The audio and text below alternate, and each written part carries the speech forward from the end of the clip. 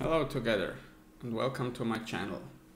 So today I want to talk about anarcho-capitalism and what they have got wrong. And I think this is kind of my farewell to anarcho-capitalism because I subscribed to that ideology for a couple of years, maybe 6.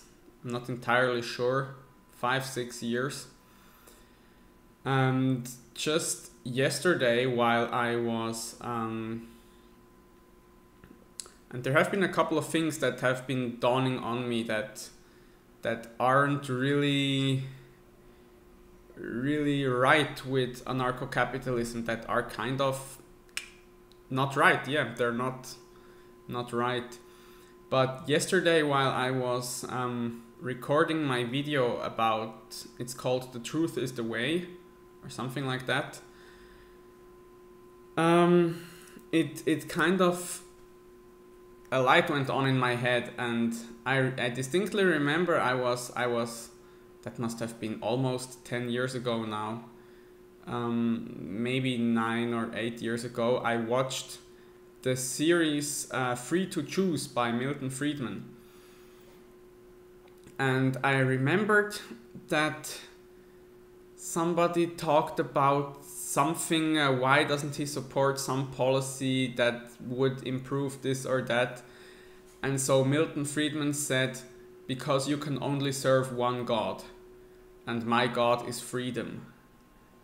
So freedom is his highest ideal, his highest value. That's what he wanted to say with that. And it resonates with what Jordan Peterson says, that one way to define God is the highest ideal in your hierarchy of values.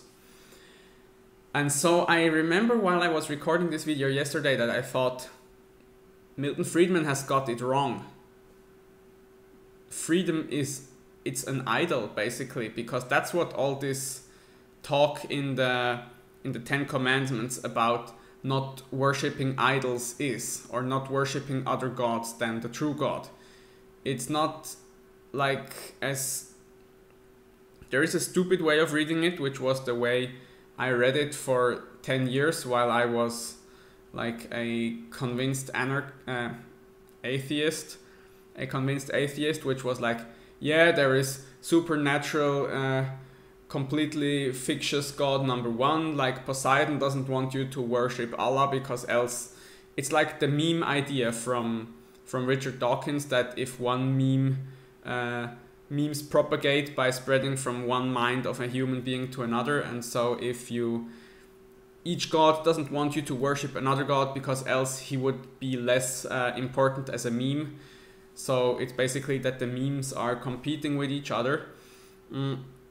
Which is one way you can understand this statement, but I think it's quite limited, because what it actually means is you should get your priorities straight. You should have the highest value in your hierarchy has to be the right value, and if it's the wrong value, like money or sex or popularity or freedom, then you are worshipping an idol, so you are following the false god. And I got that because yesterday I was recording this video, how the truth is the way, and how when I started, or because yesterday I recorded another video as well, and it went so well, the recording of the video, that I was completely blown away by how well it went. And I think it went so well because I really took the notion seriously that I have to confront the unknown and speak the truth. So I didn't know where the podcast was going, but I tried to speak, to truly articulate what was going on in my mind. And as I did that, a really good podcast emerged, and I understood that if I keep doing that, then probably my YouTube channel might become successful. It might. But if I try to control myself and to force myself into some rigid defined topic that I have chosen with my intellect rather than with my feeling or listening to my inner voice, whatever that means. It's like the topic that I have to talk about, it appears to me. It's not like I can rationally and voluntarily choose it, like with my mind. So, and when I do that, then my channel might become successful. But if I don't, then it probably will just be not interesting to anyone.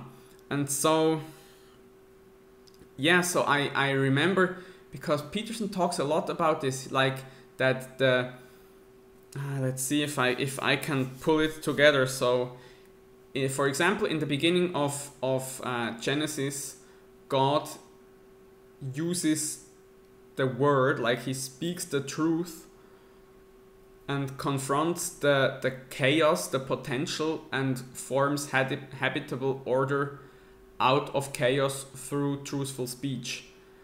And that idea just keeps reoccurring everywhere, like in all the stories that Peterson talks about. Now maybe he has, you could say, well, he just chose the choice that fit his thesis.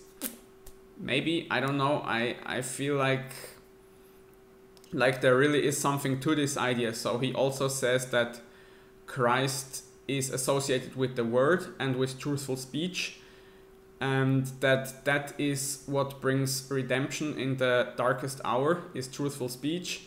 And Christ says something like, I am the way and the truth and the light, which again is the same idea. And also there is the idea of Marduk, which is the Mesopotamian highest god, and he has eyes all the way around his head, which means he can pay attention, and he speaks magic words, and through that he creates the world.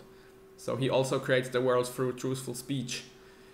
And so this idea just keeps occurring everywhere. And so what I get from Peterson is that this idea is like the highest ideal or the highest value in the Judeo-Christian tradition, and before that in the Egyptian tradition, and before that even in the Mesopotamian tradition. And so I realized that in a sense this is God. God is truthful speech. Or yeah, it doesn't make sense if I say it just like that, but this should be the highest ideal. The highest ideal on your hierarchy of values should be truth and not freedom. And I think the anarcho-capitalists, their highest value is freedom. Like, I do not want to be constrained by anyone or anything. Yeah, that's basically their highest value. And so that's how I realized that they have got it wrong. They are serving an idol, and that's why it's turning out bad. It kind of goes sideways. It's not working. It doesn't turn out really well.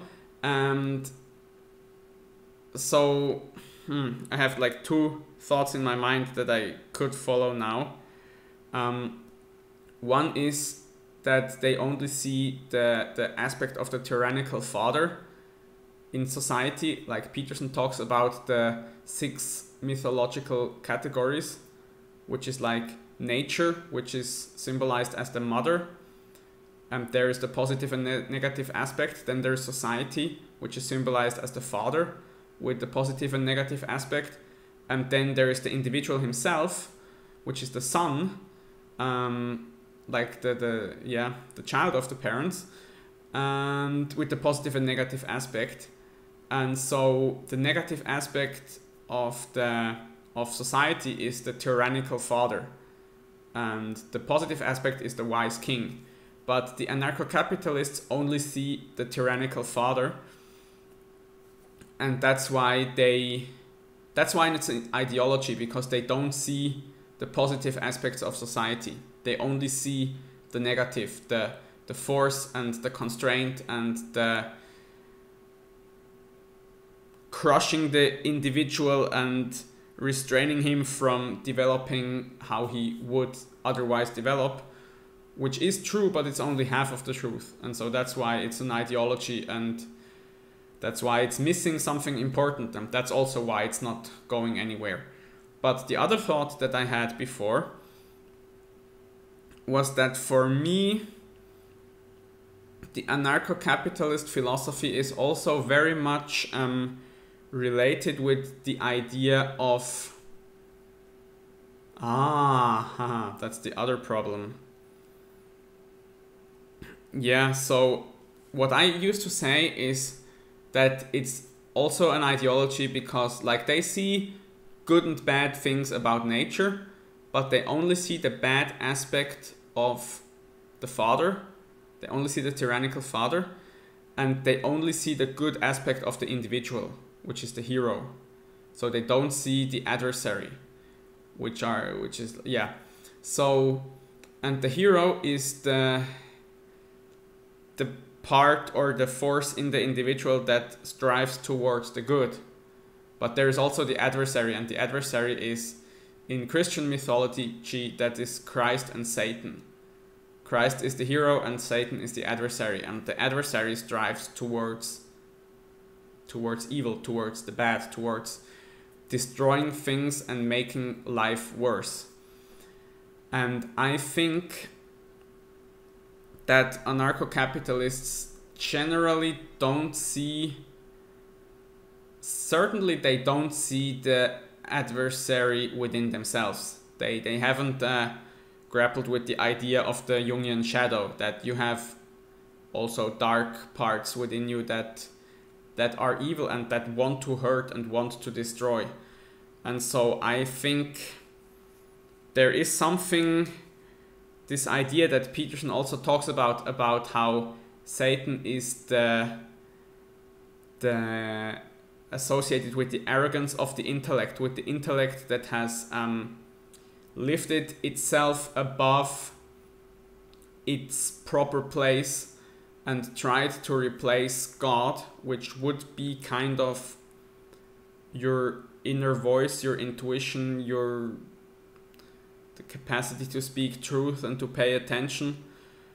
And so you push that aside, you don't listen to your inner voice, you don't listen to your intuition, like that something comes up from somewhere, but you ignore that, and you want to supplant that with your rationality, which is kind of, Ayn Rand also really goes in this direction in the way I perceive her or her writings. So, and it has to do with this idea of the arrogance of the intellect, and it's like Peterson also talks about diabolical arrogance, which is a term that really kind of struck a chord within me, because I know what he's talking about. I know this feeling, this diabolical arrogance, that like this feeling that I'm so smart and I can think everything through, and I don't need God, I don't need religion, I don't need the state. I can think it through by myself, and like I am like my rational faculty is the highest thing that can decide.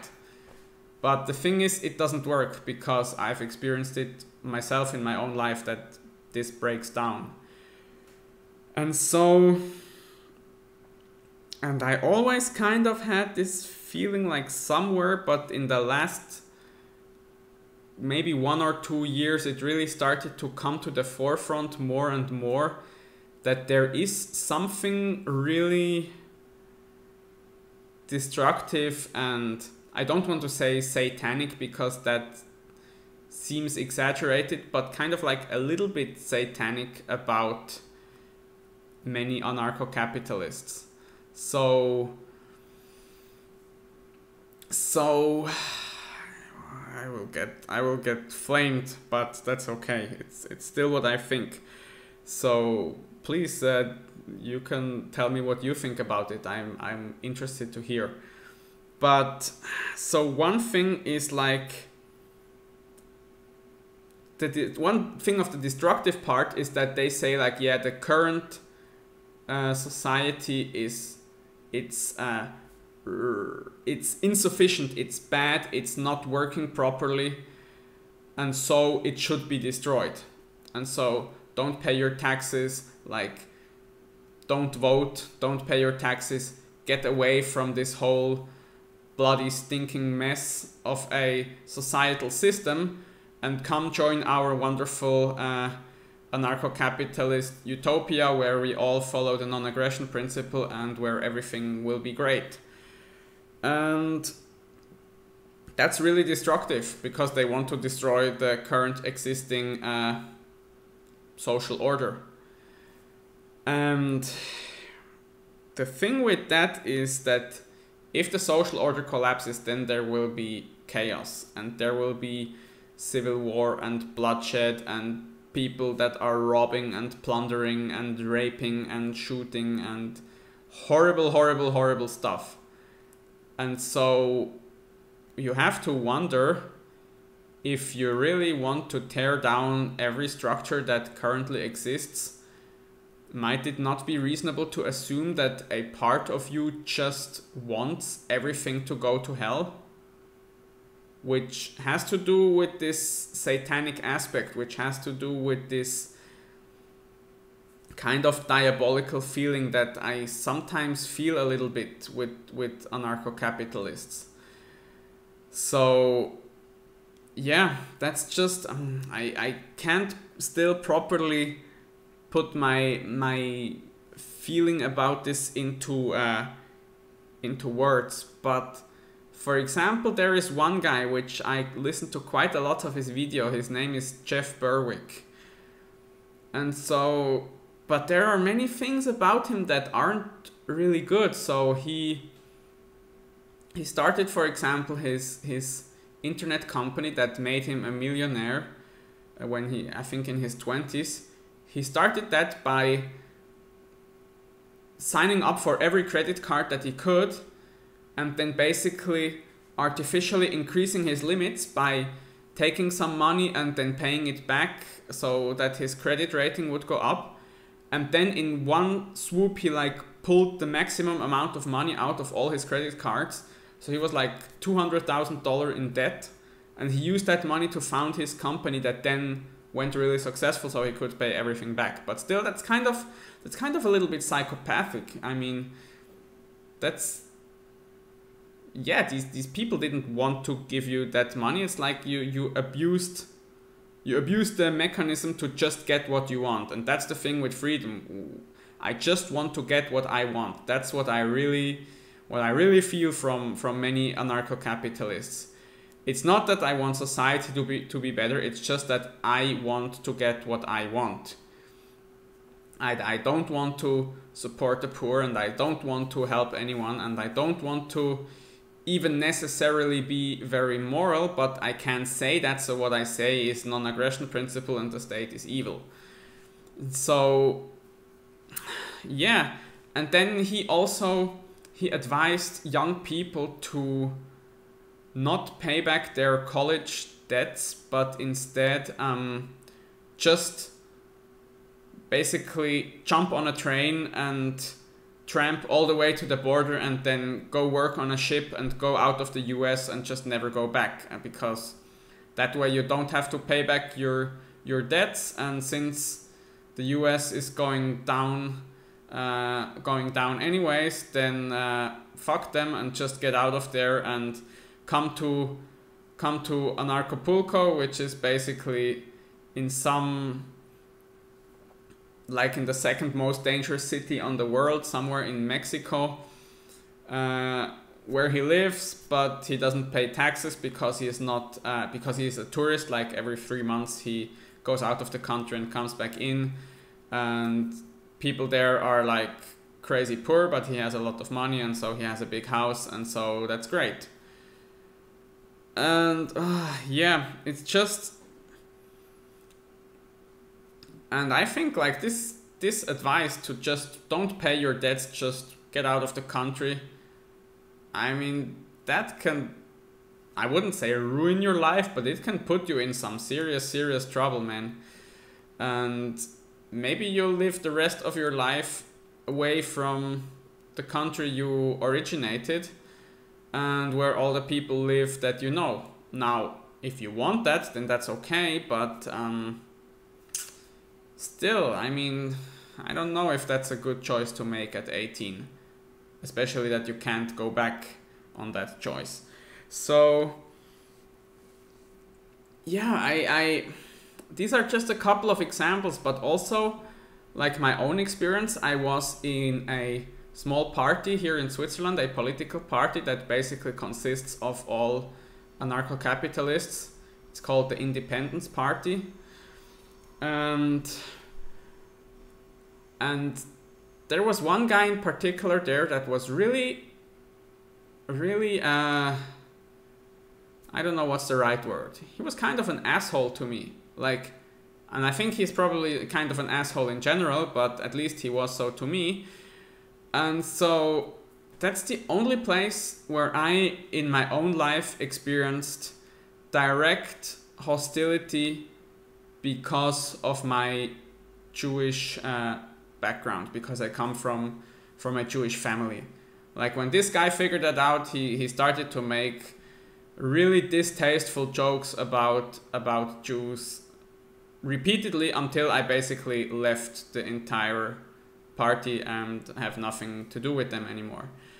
And so it's just this kind of thing. And so yeah, if somebody wants to really tear down the entire structure of society, because when you do that, then there is chaos. There are no more borders, there are no more laws. It's just like everything fragments and turns into like clans of people with guns and whatever.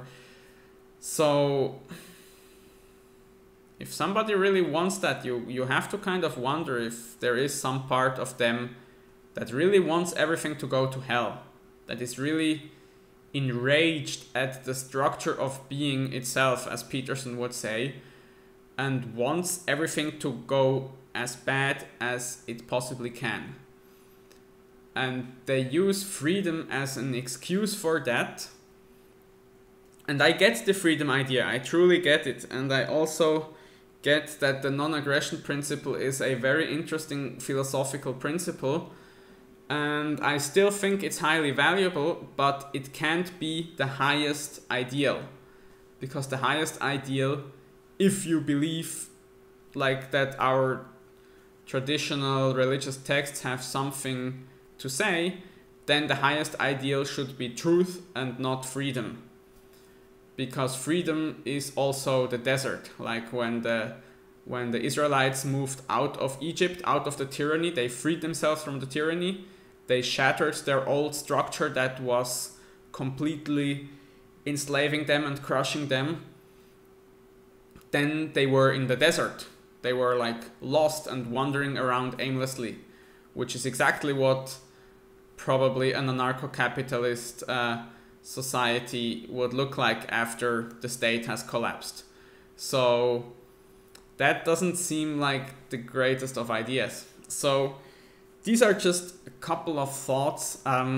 Yeah, I just can't help this feeling that anarcho-capitalists really aren't that interested in leading an ethical or a good life. They are just interested in keeping all their money for themselves and not having to take care of someone else or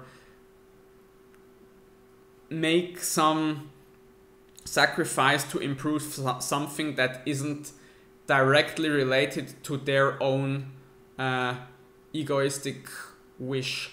So that's the same with Ayn Rand, with her insistence that egoism is great and like a great moral virtue, or I can't remember. She has like this book, something like the virtue of selfishness. Yeah, that's it. I think I read it, or big parts of it. And so yeah, and they have interesting arguments and stuff, and sometimes some of their arguments are hard to crack intellectually, and that's why I was an anarcho-capitalist for quite a long while, because I followed my rational intellect and I said, okay, it's not good to hurt people, it's not good to take their stuff, so we have the non-aggression principle, and then if that's not good, then it's not good everywhere, and so there can't be a state and there can't be a government, and so we need anarchy. And so the argument is logically consistent, but I can't say where the problem is, but I think something that is a problem is that the highest ideal, the God that you should serve is truth and not freedom. And if you serve freedom as your God, then you basically destroy society, and then the chaos comes flooding back, as Peterson says, and then everything goes to hell.